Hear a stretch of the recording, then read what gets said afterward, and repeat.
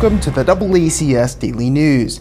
As the novel coronavirus continues to be addressed nationwide, there has been some concern about the potential of lasting side effects that the virus may have on those who've been infected. I'm Alix Morse. I am a pulmonary and critical care physician.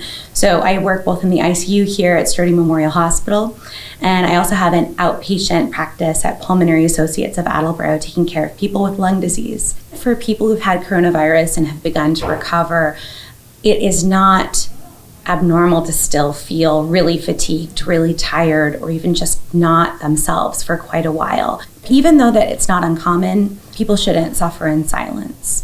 The first step is to always check in with your primary care doctor, but we're also trying to establish capturing all the different ways in which COVID has affected people.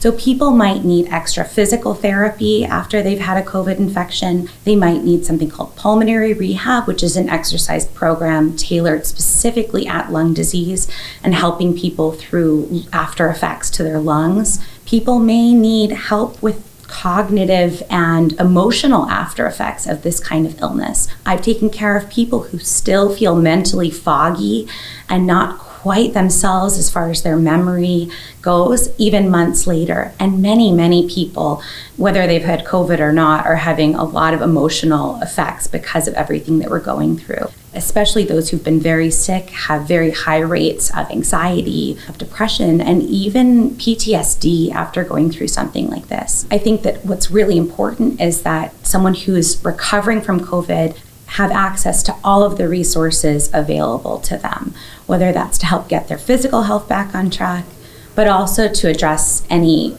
emotional or mental issues that are lingering, as well as even financial concerns that may be going on. One of the things that we can do at our practice at the Pulmonary Associates of Attleboro is help to screen for all of these different difficulties and then help to connect people with what they need out in the community. You have to be really careful about your source of information.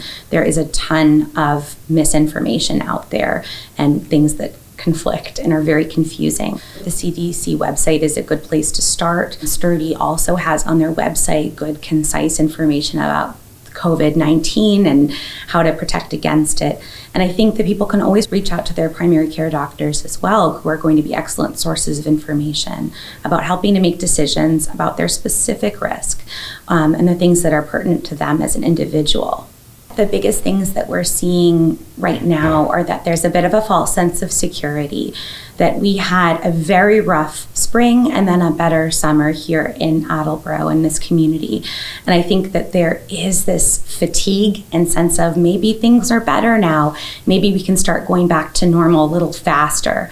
And we are definitely not out of the woods with this virus and this pandemic. In fact, we are starting to see small increases that we're hoping we can keep under control. But the only way we can keep things in check is if people wear their masks, if they avoid being in large groups of people, if they try to stay outside as much as possible and not spend time indoors with people that are not part of their household, especially because we're seeing higher rates of COVID-19 infection in other states.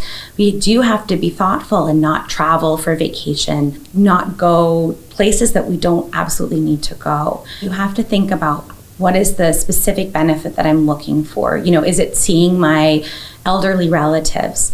That has to be weighed very carefully against the risks of spreading infection.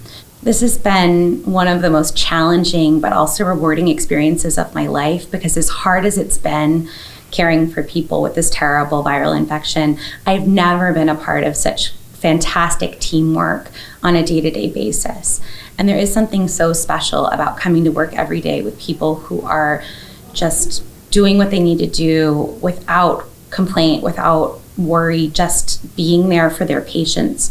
We're there to hold people's hands when their families can't be at their bedside.